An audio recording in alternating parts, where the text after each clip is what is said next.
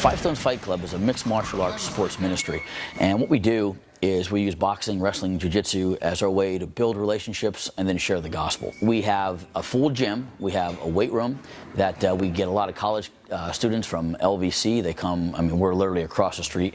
Pursuing jiu-jitsu classes, so we have about 30 grapplers that are regulars that are here.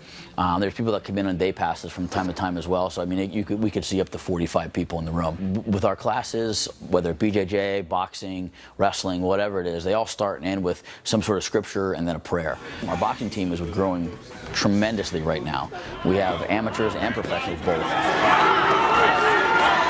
On the ministry side of things, right, we talk about five things: identity, purpose, calling, training, and on mission. Those five things. And we talk about that not just in relationship to the fight sport, but just to life in general. The purpose is glorification of Him, and we do that through our calling, the use of our talents, gifts, and abilities, whether it be boxing, wrestling, jiu-jitsu, whatever it is. And then when we figure out the calling, we get trained up so that when we're on mission, we're effective and efficient in what we're called to do.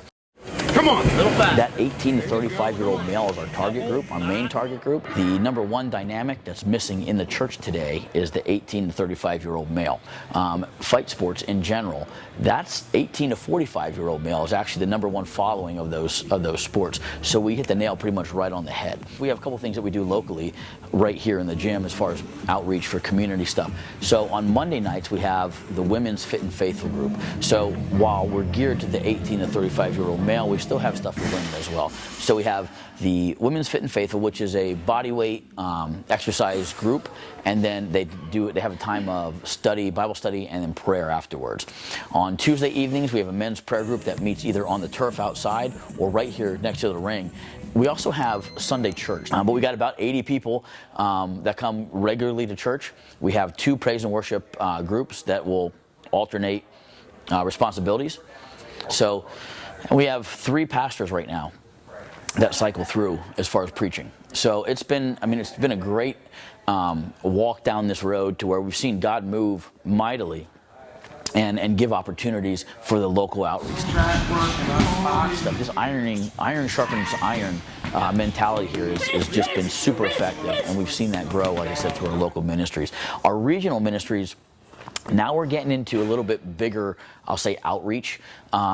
We do counter human trafficking training. We work with a couple of organizations that do that, and it's everything from education, and awareness, just to actual physically, how do I get out of a restraint? How do I recognize, hey, this is happening? Situation awareness stuff. The other thing that we do is disaster relief. So we have two MKT military field kitchens, one older model, one newer model, but they work great. And so what we do is we pull those into places maybe where power's been out, or you've had a natural disaster, and we'll be able to feed people. We also use them for community outreach stuff, as far as like we've done fundraisers for other schools. And then we have our international reach. That has been that's gone huge in the last year and a half. We're able to fully sustain ourselves as a missions organization overseas. We also do some Bible smuggling. Last year, we smuggled 25,000 Bibles from Kurdistan into Iran.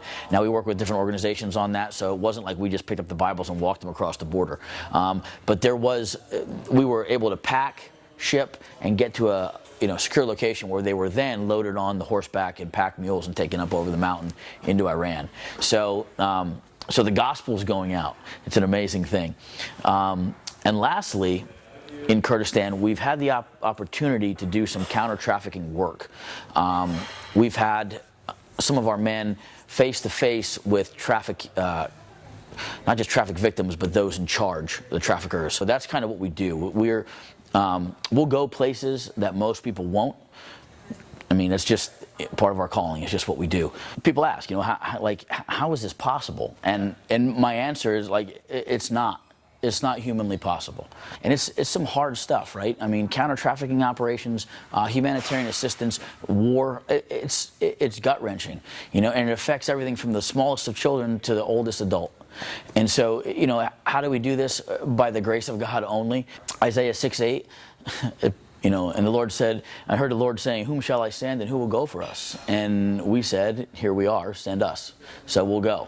And that's pretty much where we're at. Like we'll go wherever we're led, and we'll leave the results up to God.